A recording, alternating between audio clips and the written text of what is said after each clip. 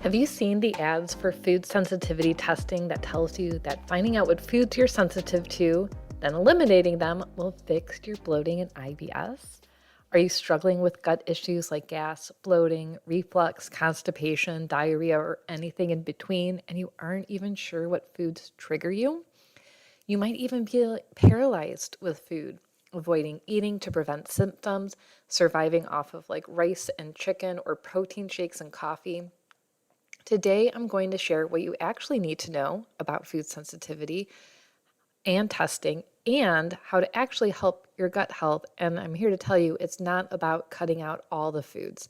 So, welcome to Functional Wellness with Dr. Alison. I'm so glad you're here. Today, we are going to deep dive into food sensitivity testing, how to know if you need it or not, why cutting out all the foods isn't going to help and might actually make you worse, and what to do instead. So I've talked a lot about food sensitivity in the past on this podcast and my blog, so you can just search for that, but I wanted to bring it up again and give you the information you need to make a good choice for your health. So first, food sensitivity can be extremely helpful for many people. Depending on the company, you can find out your sensitivity to over 100 foods and sometimes even up to 260 foods, which is a great option when you aren't sure what's causing issues with your digestion. So let me tell you a few of the problems I have with these types of tests. My first one is that tests that use hair or dried blood just won't be as accurate because you can't challenge your immune system through your hair. What's great is that they're cheaper. However, when I've done hair versus whole blood, I've noticed that, of course, the blood is more accurate and it doesn't always compare with that. My second issue is that most of these cheaper companies think like under $200 for a test or even $100 or less for a test are not even using food in their testing. They're using a chemical that looks like the food protein, so you aren't getting accurate results. Because what you want is your immune system tested against real food, not chemicals that look like the proteins of food. The best companies will actually do real food that is raw versus cooked because the proteins can shift and be different. But again, that gets a little bit pricier. My next problem is that there are many types of immune globulins. So when you only test one, you're going to miss out on what else might be going on with your health in your body. So if you see IgE, that is for a true allergy. That's someone who might need an EpiPen if they're exposed to peanut butter or something like that. IgG is for a food sensitivity where it shows that the immune system is triggered, it's upset, it's creating inflammation, but you don't need radical treatment or Benadryl or anything like that. IgA is mucus-based and it focuses more on sensitivity in the sinuses, the lungs, the lining of the gut, and is great for autoimmune, lupus, RA conditions. And IgG4 is great for other gut autoimmune issues like Crohn's. So you are correct if you're thinking that for every immunoglobulin that you add on, the pricier that test is going to be. But that also means it's going to be a lot more accurate with more information, and it's testing different body systems and gives you greater information on what foods you should eat, avoid, and cook. So that means that the basic tests that you're going to pick up from the big box stores will not give you all the information you need, and you still might be eating food that's inflaming your body. So now let's say you get the test done and it comes back with like 10 foods that you're sensitive to on a really high level and you eliminate those foods. Will you feel better? The immediate answer is probably yes. You cut out dairy, gluten, eggs, quinoa, apples, whatever comes up, and you feel better because your immune system isn't under constant stress attacking those food proteins.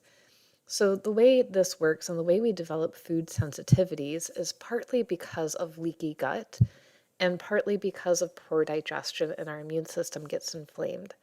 When we eat food, our body breaks down the nutrition into its essential forms.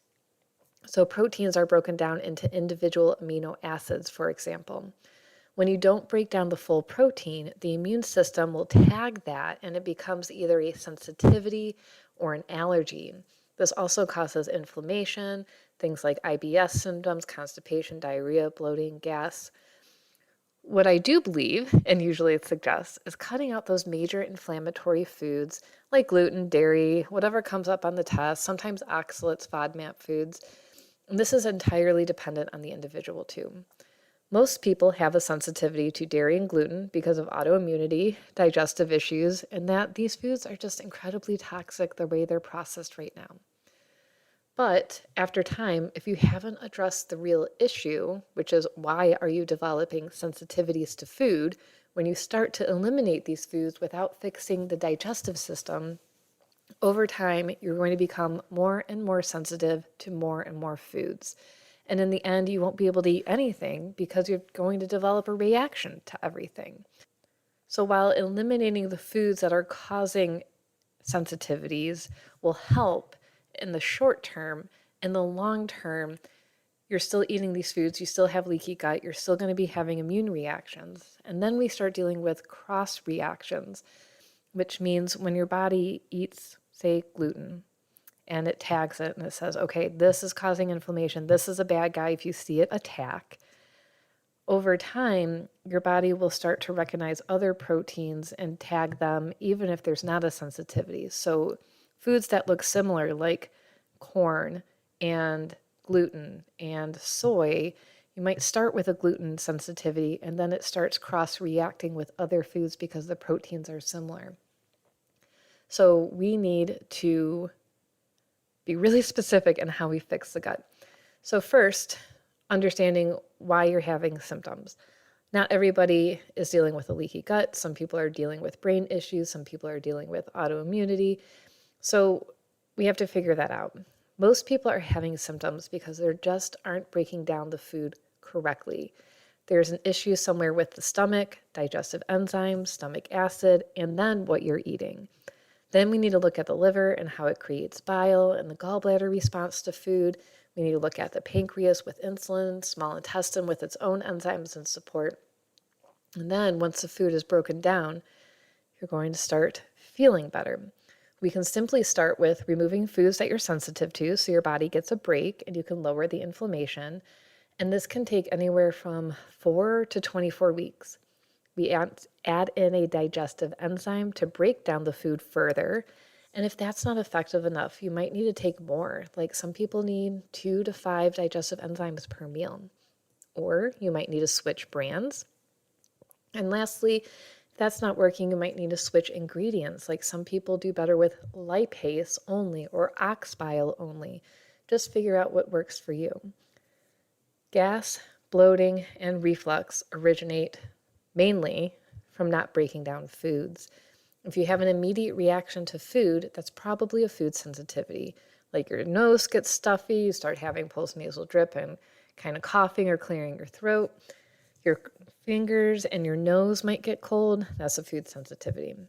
Now, if you're bloated within half an hour to 2 hours, kind of like that almost immediate, you start not feeling well, that's usually an issue with breaking down carbs or something like SIBO. And if you're gassy or sick like over 2 hours after eating, that's probably an issue with protein or fat breakdown. So now once you know your specific issue is with your digestion, you can be more specific with the enzymes that you choose. Now, the most important part of healing food sensitivities is healing the gut lining. This includes fixing the leaky gut, reducing infection and overgrowth of opportunistic bacteria, supporting the immune system.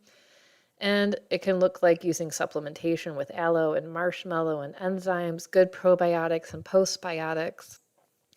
You'll probably want to do a GI map test, which is a stool test you can do at home. It's not the sexiest test, but it gives us the most amount of information. We look at viruses, parasites, worms, eggs, how's the immune system doing? We catch a lot of underlying inflammation, and that way we can supplement knowing exactly what you need. With food, you want to utilize things like bone broth, root veggies, and fermented foods. You want to make sure that you're drinking enough water, and of course, eliminate coffee and alcohol. Stop eating out at restaurants because that food is so highly inflammatory. It's really just keeping us all so sick. So long story short, you can use the food sensitivity testing Just know that it's not 100% accurate, but there's a lot of different options and different companies out there where you can add in different foods, different immunoglobulins, and make sure you're getting the right company. But it also gives you a really good starting point. Then you eliminate your sensitive foods for at least 4 to 6 weeks. And the main focus during this time is truly healing your gut and digestive system to get the healing you need and not further create any new food sensitivities. Okay, that's it for today. Thanks for tuning in. Make sure you like and subscribe to stay tuned with all of our weekly podcasts, and we'll see you next time. Thank you for listening to Functional Wellness with Dr. Allison. If you would like personalized care and testing, you can schedule an initial consult online and get started with your wellness plan right away, or message us on Facebook at Little Black Bag Medicine. Thanks for tuning in, and see you next week.